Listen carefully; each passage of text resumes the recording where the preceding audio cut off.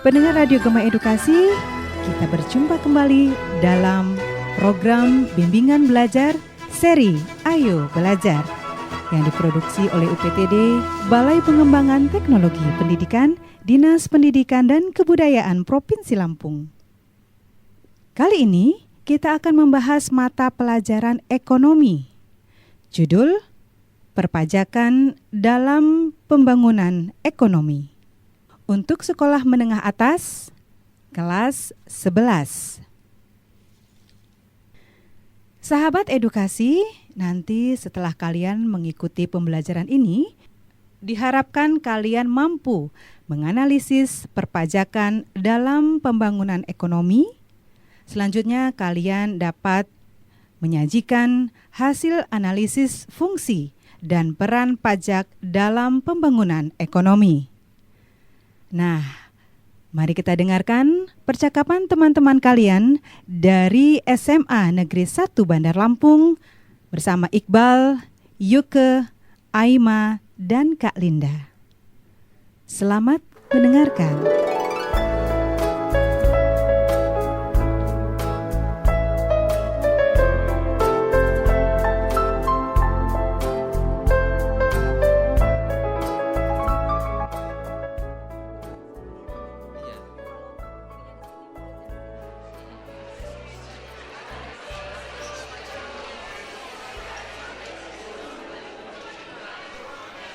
Teman-teman, tahu nggak sih hari ini Ibu Iqbal marah terus tahu? Marah? Pagi-pagi udah marah-marah aja, Bang. Pagi-pagi udah marah aja, itu karena apa, Bang? Katanya sih dia habis bayar pajak tuh Yuke sama Aima. Terus masalahnya di mana? Apa ya, biayanya terlalu tinggi ya mungkin ya? Oke, berarti tarif pajak yang dibayar sama Mama Iqbal itu mungkin besar gitu ya? Ya tahu sendiri kan, kebutuhan ibu-ibu kan. Iqbal tahu nggak sih penghasilan Ibu Iqbal berapa sampai pajaknya itu sebesar itu? Jadi penghasilan Ibu Iqbal itu kira-kira kurang dari 50 juta tuh Aima. Iqbal harus tahu kalau tarif pajak penghasilan pajak pribadi itu yang udah kena pajak. Bila Ibu Iqbal penghasilannya di bawah 50 juta, Ibu Iqbal dikenakan tarif pajak sebesar 5%. Oh, jadi dari penghasilan Ibu Iqbal dipotong 5% gitu ya Aima ya? Iya, betul sekali. Tapi kalau misalkan kita ngomongin soal pajak, biasanya kan kita cuman bayar aja. Tapi sebenarnya pengertian pajak itu sendiri apa sih, Aima? Pengertian pajak itu sendiri, pajak adalah iuran rakyat kepada negara berdasarkan undang-undang, sehingga dapat dipaksakan dengan tidak mendapat balas jasa secara langsung. Terus cara pemungutan pajak itu gimana sih Aima? Oke, pajak dipungut itu berdasarkan norma-norma hukum untuk menutup biaya produksi barang dan jasa kolektif untuk mencapai kesejahteraan umum. Seperti yang udah Aima bilang, kalau pengertian pajak itu tidak mendapat balas jasa secara langsung. Itu maksudnya apa? Teman-teman, kalian kalau pulang sekolah itu sering gak sih lihat pembangunan yang kayak flyover di depan MBK? Iya. Nah, itu kan kita bayar pajak. Nah, pajaknya itu untuk ngebangun flyover itu. Jadi kita bayar pajak juga manfaatnya untuk kita lagi ya Emma ya? Iya, betul banget. Berarti itu memang membayar pajak itu apa ya, membawa keuntungan untuk bersama gitu ya, Emma ya? Kita membayar pajak dan hasil untuk kita juga. Kalau pajak itu sendiri punya jenis-jenisnya nggak sih, Emma? Oh, ada. Jadi jenis pajak itu dibagi menjadi 2 jenis. Yang pertama, pajak negara, dan yang kedua, pajak daerah. Pajak negara sendiri atau dari keduanya itu ada jenis-jenisnya lagi nggak sih di dalamnya, Emma? Pasti ada dong. Pajak negara itu meliputi pajak penghasilan, pajak pertambahan nilai, dan pajak penjualan atas barang mewah, bea materai, bea masuk, dan cukai. Pengertian bea cukai sendiri itu sebenarnya apa, Emma? Bea cukai itu pungutan negara yang berdasarkan undang-undang yang dikenakan kepada barang yang masuk daerah pabean atau instasi. Sedangkan cukai itu apa sih, Emma? Cukai merupakan pungutan negara yang dikenakan terhadap barang-barang tertentu yang mempunyai sifat dan karakteristik tertentu. Tapi sebenarnya Aima, siapa aja sih yang wajib untuk membayar pajak? Oke, sebelum Aima kasih tahu siapa yang wajib bayar pajak itu, Aima mau kasih tahu dulu undang-undangnya tentang ketentuan umum dan tata cara perpajakan. Disebutkan Undang-Undang Republik Indonesia Nomor 6 Tahun 1983 tentang ketentuan umum dan tata cara perpajakan Bab 1 Ketentuan umum pada pasal 1 mengatakan bahwa yang dimaksud dalam undang-undang ini dengan wajib pajak adalah orang atau badan yang menurut ketentuan peraturan perundang-undangan perpajakan ditentukan untuk melakukan kewajiban perpajakan. Jadi siapa nih intinya orang wajib pajak itu, Aima?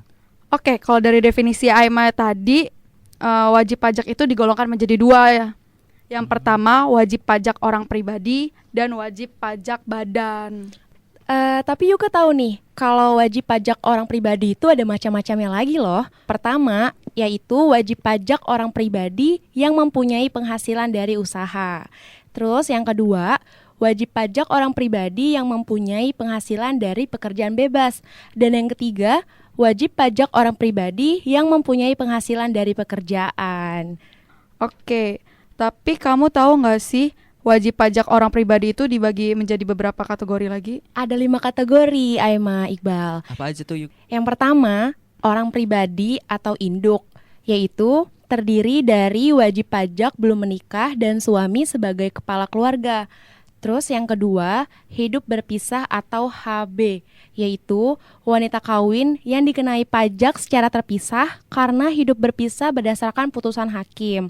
Yang ketiga, pisah harta atau PH, yaitu suami istri yang dikenai pajak secara terpisah karena menghendaki secara tertulis berdasarkan perjanjian pemisahan harta dan penghasilan secara tertulis.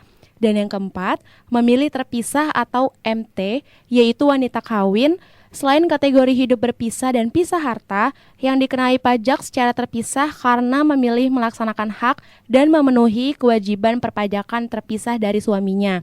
Dan yang terakhir nih ya, warisan belum terbagi atau WBT sebagai satu kesatuan merupakan subjek pengganti menggantikan mereka yang berhak, yaitu ahli waris.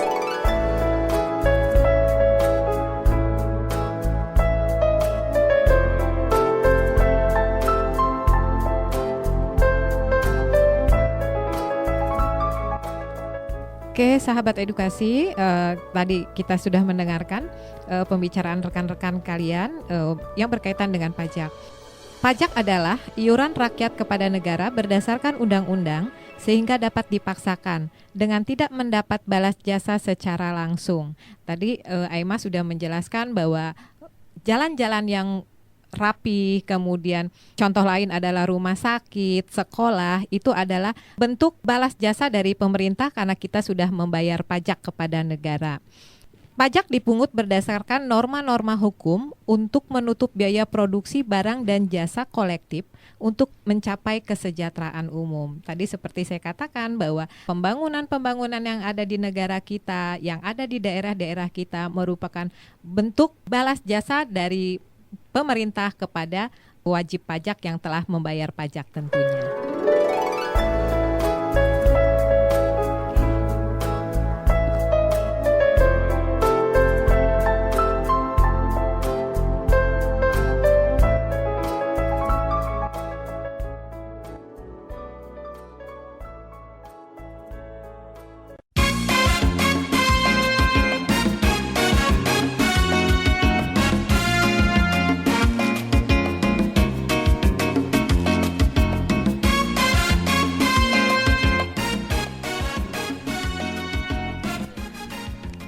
Iqbal tahu nggak sih sistem pemungutan pajak di Indonesia itu apa?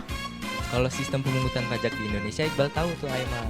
Oh ya, bisa jelasin ke aku nggak? Bisa dong. Sistem pemungutan pajak adalah tata cara yang dipakai untuk mengumpulkan pajak dari para wajib pajak. Secara umum, terdapat 3 sistem pemungutan pajak, yaitu Official Assessment System, Self-Assessment System, dan Withholding System. Waduh, susah-susah ya namanya. Tapi dari ketiga jenis sistem tadi, masing-masing pengertiannya apa aja, Bal? Nih, yang pertama ada Official Assessment System. Sistem pemungutan pajak ini memberikan wewenang kepada pemerintah atau petugas pajak untuk menentukan besarnya pajak terhutang wajib pajak. Dan yang kedua ada Self-Assessment System. Sistem pemungutan pajak ini memberikan wewenang kepada wajib pajak untuk menghitung sendiri, melaporkan sendiri, dan membayar sendiri pajak yang terhutang yang seharusnya dibayar. Dan yang terakhir, yang ketiga, Withholding Tax System. Dalam sistem withholding tax, pihak ketiga diberikan kepercayaan untuk melaksanakan kewajiban memotong atau memungut pajak atas penghasilan yang dibayarkan kepada penerima penghasilan sekaligus menyetorkannya ke kas negara. Oh, seperti itu ya, Bal. Iya, bener banget tuh Aima. Oh ya, kalau soal tarif pajak, Yuke tahu nggak nih tarif pajak sendiri itu apa? Tahu dong, tarif pajak adalah dasar pengenaan besarnya pajak yang harus dibayar subjek pajak terhadap objek pajak yang menjadi tanggungannya. Dan tahu nggak sih kalian, penetapan tarif pajak itu dilakukan dengan 4 sistem loh. Apa aja tuh Yuke? Yang pertama ada sistem tarif tetap, yaitu tarif pajak yang jumlah nominalnya tetap walaupun dasar pengenaan pajaknya berbeda atau berubah, sehingga jumlah pajak yang terutang selalu tetap. Dan yang kedua ada tarif proporsional. Ini adalah tarif pajak yang persentasenya tetap terhadap jumlah berapapun yang menjadi dasar pengenaan pajak. Yang ketiga, ada tarif progresif. Ini adalah tarif pajak yang persentasenya semakin besar jika dasar pengenaan pajaknya meningkat. Dan yang terakhir, ada tarif degresif, yaitu tarif pajak yang persentasenya semakin kecil jika dasar pengenaan pajaknya meningkat. Wah, banyak banget ya Yuke sistemnya. Tadi kan kita udah ngebahas tentang pengertian pajak, tarif pajak, fungsi pajak. Kalau penggolongan pajak itu gimana sih? Penggolongan pajak itu bisa dibagi menjadi 3 tuh Aima. Yang pertama, ditinjau dari cara pemungutannya. Itu dibagi lagi menjadi 2. Yang pertama, banyak ya. pajak langsung. Pajak langsung adalah pajak yang dibebankan harus ditanggung oleh wajib pajak sendiri dan tidak boleh dilimpahkan kepada orang lain. Contohnya, pajak penghasilan PBB, pajak perseroan, pajak kekayaan, pajak dividen, pajak bunga deposito, MPO, pajak kendaraan bermotor, dan sebagainya. Yang kedua, pajak tidak langsung. Pajak tidak langsung adalah pajak yang pemungutannya dapat dialihkan kepada orang lain. Contohnya, pajak penjualan, cukai, pajak tontonan, bea materai, bea masuk, pajak ekspor, pajak pertambahan nilai, bea balik nama, pajak iklan, dan sebagainya. Yang kedua, ditinjau dari objek yang dikenakan pajak. Itu juga dibagi 2 tuh. Yang pertama, pajak subjektif. Pajak subjektif adalah pajak yang pemungutannya berdasar atas subjeknya atau orangnya. Keadaan diri pajak dapat mempengaruhi jumlah yang harus dibayar. Contohnya, pajak penghasilan dan pajak kekayaan juga sebagainya. Yang kedua, pajak objektif. Pajak objektif adalah pajak yang pemungutannya berdasar atas objeknya. Contohnya, pajak kekayaan, bea masuk, bea materai, pajak impor, pajak kendaraan bermotor, pajak bumi dan bangunan, dan sebagainya. Dan yang terakhir, yang ketiga, ditinjau dari siapa yang memungut pajak. Itu juga dibagi menjadi 2. Yang pertama, pajak negara. Pajak negara adalah pajak yang dipungut oleh pemerintah pusat melalui aparatnya, yaitu Dirjen Pajak, kantor inspeksi pajak yang tersebar di seluruh Indonesia, Dirjen Bea dan Cukai. Dan yang kedua, pajak daerah atau lokal. Pajak ini adalah pajak yang dipungut oleh pemerintah daerah dan terbatas pada rakyat daerah itu sendiri, baik yang dilakukan oleh Pemda tingkat 1 maupun Pemda tingkat 2. Oke, banyak banget ternyata ya penggolongan pajak.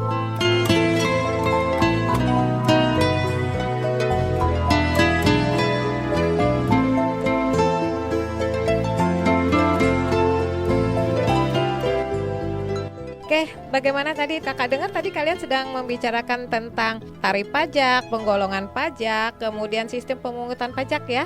Iya, Oke, betul banget kakak. Tadi kayaknya kakak sudah dengar tadi yang namanya tarif pajak. Tarif pajak itu kan tadi dibagi menjadi 4 tuh ya. Tarif pajak proporsional, yaitu tarif pajak dengan menggunakan presentasi yang tetap untuk setiap dasar pengenaan pajaknya. Kemudian yang kedua, tarif pajak degresif atau menurun, yaitu tarif pajak dengan menggunakan presentasi yang menurun untuk setiap dasar pengenaan pajaknya. Yang ketiga, tarif pajak konstan atau tetap, yaitu tarif pajak yang tetap untuk setiap dasar pengenaan pajak. Dan yang terakhir yaitu tarif pajak progresif atau naik, yaitu tarif pajak dengan presentasi yang semakin menaik atau meningkat untuk dasar setiap pengenaan pajak. Berikutnya tentang penggolongan pajak. Tadi disebutkan penggolongan pajak itu ada tiga ya. Yang pertama dengan cara pemungutannya. Dengan cara pemungutannya ini dibagi menjadi dua, yaitu pajak langsung dan pajak tidak langsung. Di mana pajak langsung adalah pajak yang dibebankan ditanggung oleh wajib pajak itu sendiri dan tidak boleh dilimpahkan kepada orang lain, seperti pajak penghasilan kakak sebagai PNS itu tidak boleh diwakilkan kepada orang lain gitu ya. Kemudian pajak tidak langsung, yaitu pajak yang pemungutannya dapat dialihkan kepada orang lain. Contohnya pajak penjualan, cukai, pajak tontonan, bea materai dan sebagainya. Yang kedua yaitu ditinjau dari objek yang dikenakan pajak. Nah, objek yang dikenakan pajak ini adik-adik juga dibedakan menjadi dua, yaitu pajak subjektif dan pajak objektif. Di mana pajak subjektif yaitu pajak yang pemungutannya berdasarkan pada subjek atau orang, keadaan diri pajak dapat mempengaruhi jumlah yang harus dibayar. Kemudian pajak objektif yaitu pajak yang pemungutannya berdasarkan objeknya, seperti pajak kekayaan, bea materai, pajak impor, pajak kendaraan, dan lain-lain. Yang ketiga, ditinjau dari siapa pemungutnya. Nah, dilihat dari siapa pemungutnya ini dibedakan menjadi dua, yaitu pajak negara dan pajak daerah. Sementara dalam sistem pemungutan pajak kita mengenal ada 3 sistem, yaitu Official Assessment System, di mana sistem pemungutan pajak yang berdasarkan jumlah pajak ditentukan oleh petugas pajak. Jadi petugasnya nih yang ngitung ya besarnya pajak pada si subjek pajaknya. Kemudian yang kedua yaitu self-assessment system, yaitu pemungutan pajak yang mana besarnya pajak dikenakan tergantung pada wajib pajak itu sendiri. Jadi wajib pajak yang menghitung berapa besar pajak yang harus dia setorkan kepada negara. Yang ketiga yaitu withholding system, yaitu di mana sistem pemungutan pajak yang besarnya ditentukan oleh pihak ketiga. Nah, pihak ketiga ini tentunya yang meminta adalah bisa dari kantor pajak itu sendiri atau dari wajib pajak itu sendiri untuk meminta ditentukan berapa besar pajak yang harus dia setor kepada negara.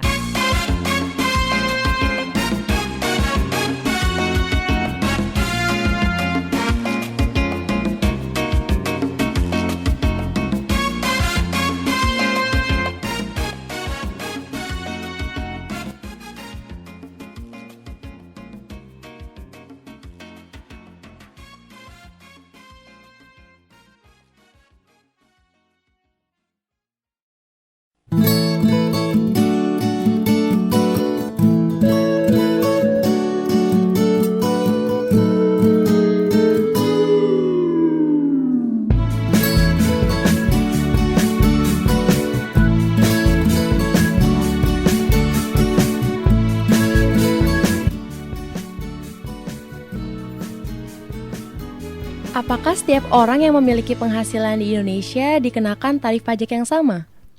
Oh enggak, PPh yang dikenakan itu berbeda-beda. Yang pertama 0 sampai dengan 50 juta dikenakan pajak 5%. Di atas 50 juta sampai dengan 250 juta dikenakan sebesar 15%. Di atas 250 juta sampai dengan 500 juta dikenakan 25%. Dan di atas 500 juta dikenakan sebesar 30%. Oh, jadi semuanya itu beda-beda ya? Beda-beda tergantung dari penghasilannya. Ini aku kasih contoh deh. Contohnya, tarif PPh yang diterapkan atas penghasilan kena pajak bagi wajib pajak badan dalam negeri dan bentuk usaha tetap sebesar 28%. Contohnya nih, perusahaan Senyum Selalu dalam tahun usaha 2014 memperoleh laba usaha sebelum pajak sebesar 175 juta rupiah. PPh yang harus dibayar dan pendapatan bersih yang diterima perusahaan Senyum Selalu dalam tahun 2014. Jumlah pendapatan selama tahun usaha 2014 175 juta rupiah dikurangi dengan PPh dalam setahun 49 juta rupiah sama dengan 126 juta rupiah. Jadi pendapatan bersih setelah pajak 126 juta rupiah.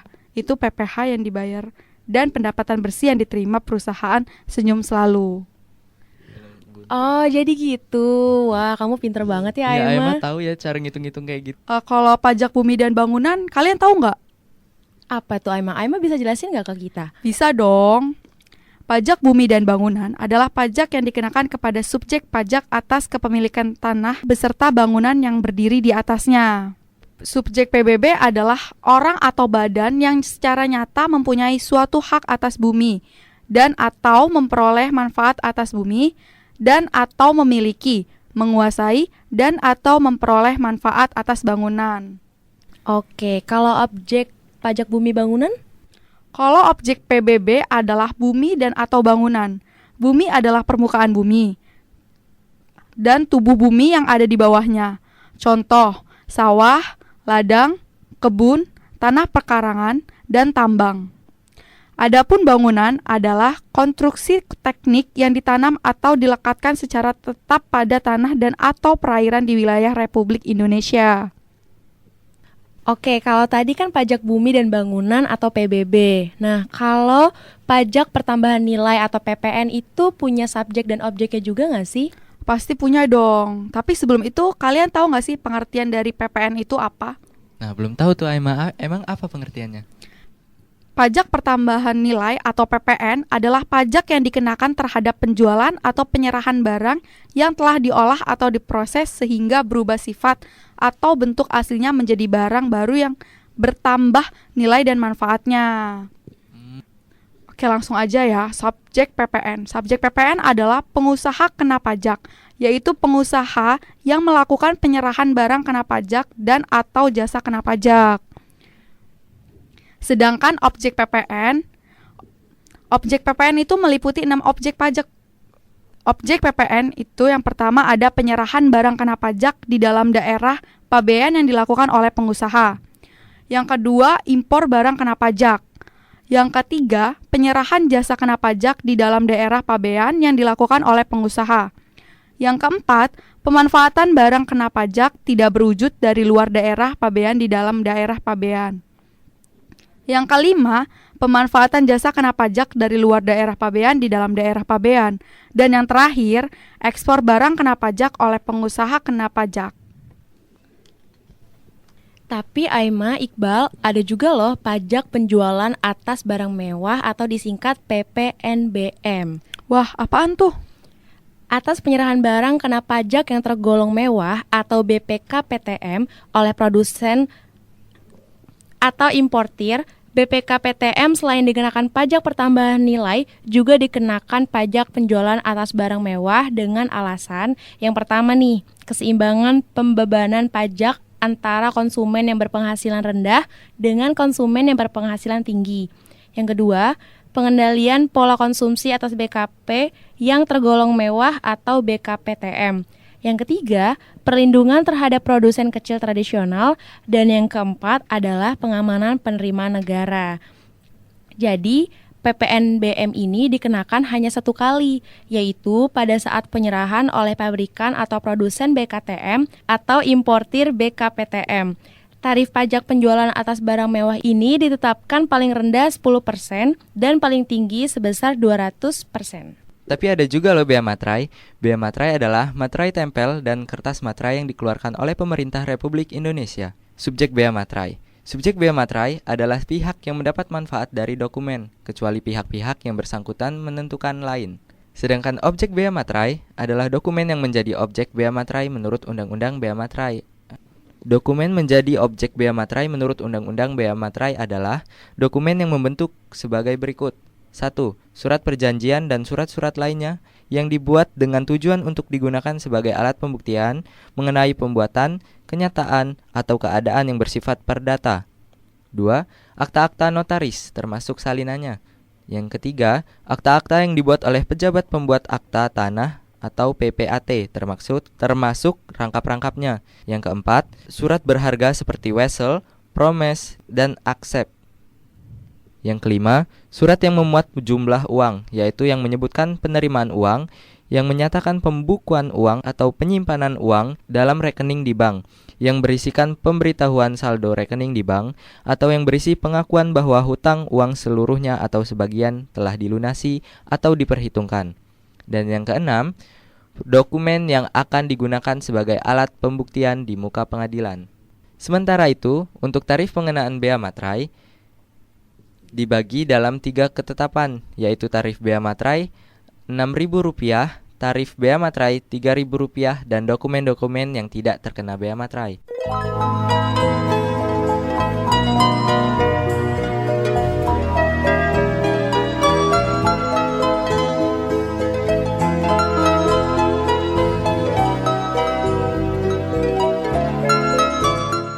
Kita tadi berbicara tentang PPH, PBB, kemudian PPN, tarif biaya materai dan sebagainya ya.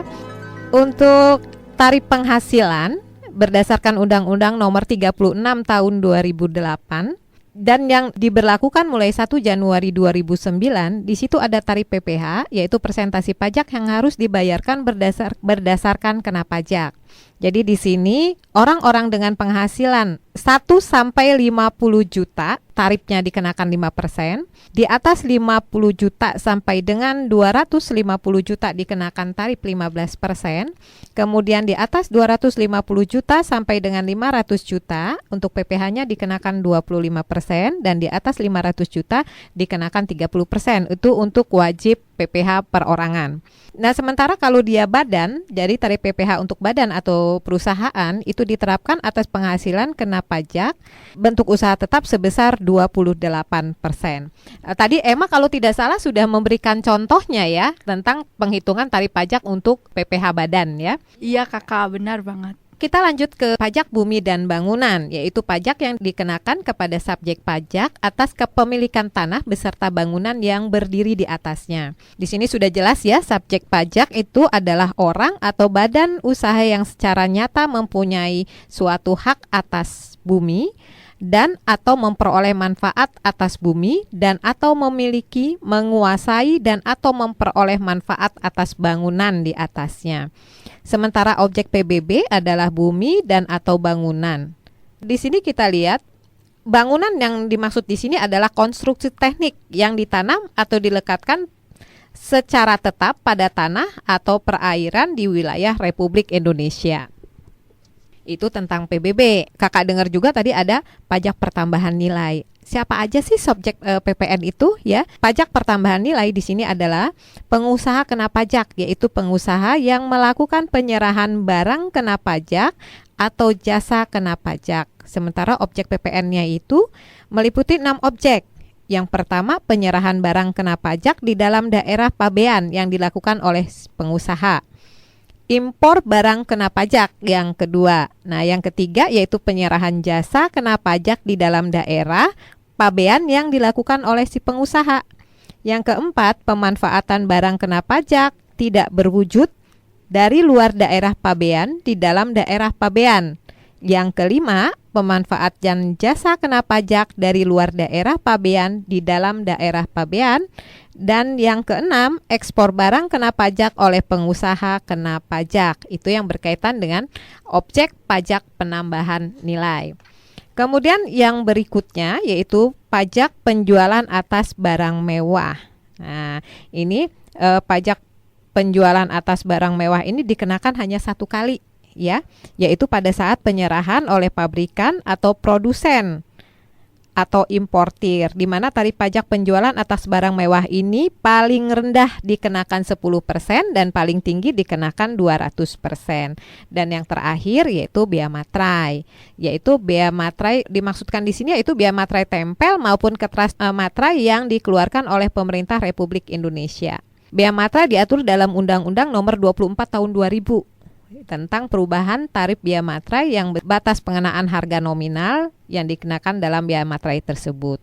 Siapa saja sih yang menjadi subjek bea materai ini? Yaitu pihak yang mendapat manfaat dari dokumen, kecuali pihak-pihak yang bersangkutan menentukan hal lain gitu kan. Jadi tergantung atas kesepakatan. Objek pajak siapa? Ya, objek pajak bea materai ini yaitu surat perjanjian dan surat-surat lain yang digunakan sebagai alat pembuktian mengenai perbuatan, kenyataan, atau keadaan yang bersifat perdata. Yang kedua, akta-akta notaris termasuk salinannya. Jadi kalau kita lihat itu ada surat-surat yang berkaitan dengan materai, berarti itu termasuk surat-surat penting ya. Yang ketiga yaitu akta-akta yang dibuat oleh pejabat pembuat akta tanah atau PPAT, termasuk rangkap-rangkapnya. Yang keempat, surat berharga seperti wesel, promes, dan aksep. Yang kelima yaitu surat yang memuat jumlah uang, yang menyebutkan penerimaan uang, menyatakan pembukuan uang, penyimpanan uang, dan rekening di bank. Nah, sementara tarif bea materai itu ada 3 ya. Tarif bea materai yang 3.000, 6.000, dan yang tidak dikenakan bea materai. Nah, pendengar Radio Gema Edukasi, demikianlah percakapan teman-teman kalian yang membahas tentang perpajakan dalam pembangunan ekonomi. Dari Gedung UPTD, Balai Pengembangan Teknologi Pendidikan, Dinas Pendidikan dan Kebudayaan Provinsi Lampung, mengucapkan terima kasih atas perhatiannya. Sampai jumpa di pembelajaran berikutnya.